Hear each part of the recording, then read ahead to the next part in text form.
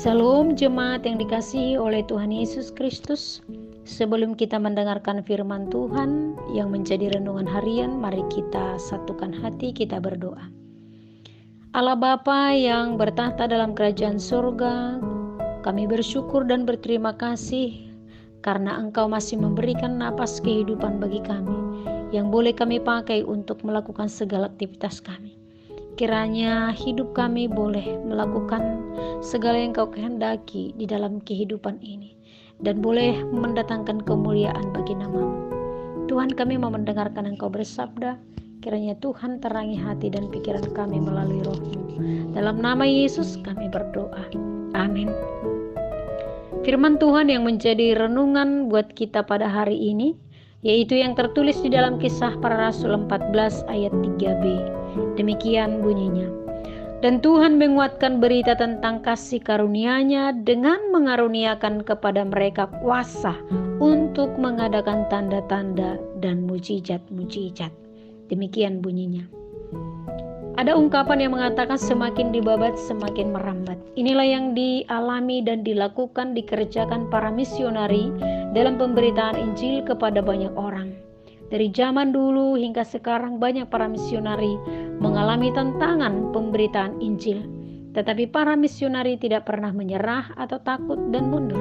Tetapi walau mengalami tantangan dan penderitaan, itu menjadi pendorong bagi mereka untuk mengabarkan Injil. Demikian kita lihat dalam perjalanan Paulus di dalam renungan kita hari ini.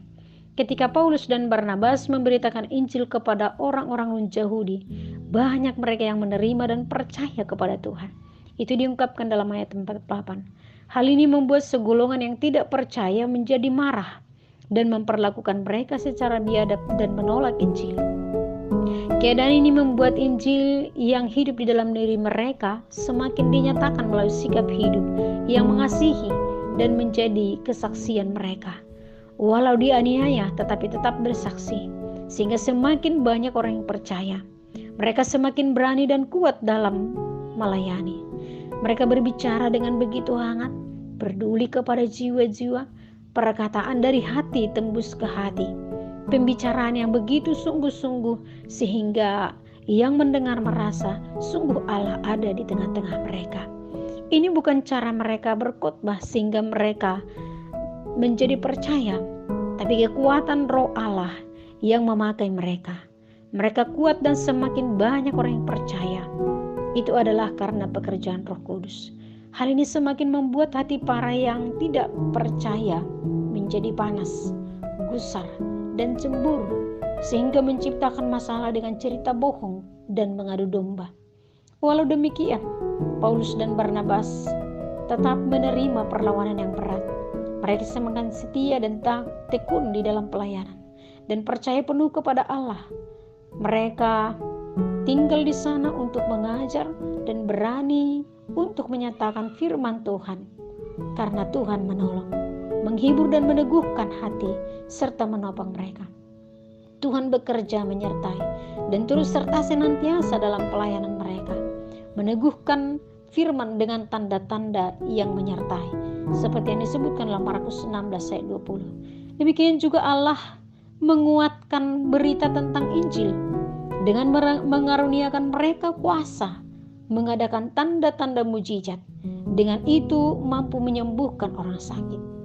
Di luar perkiraan manusia, kuasa ilahi menyertai mereka dan diberi kelimpahan. Jemaat yang dikasihi oleh Tuhan, sampai sekarang masih banyak ditemui bahwasanya pemberita Injil dan penerima Injil seringkali mendapat tantangan.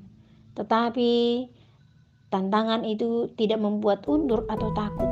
Tapi nyatakanlah Injil di tengah-tengah dunia ini. Karena kuasa Tuhan akan ikut serta. Teruslah beritakan, saksikan Allah. Karena Allah turut bekerja dan memberikan tanda-tanda kepada kita. Walaupun banyak tantangan yang kita alami, ada Tuhan yang menolong dan sertai kita. Sehingga kita mampu memberitakan Injil dan menyaksikan di dalam kehidupan kita. Tuhan Yesus memberkati. Amin. Kita berdoa. Bapa, kuatkan dan mampukan kami menjadi saksi-Mu untuk memberitakan Injil sehingga semakin banyak orang yang percaya dan diselamatkan di bumi ini. Dalam nama Yesus kami berdoa dan mengucap syukur.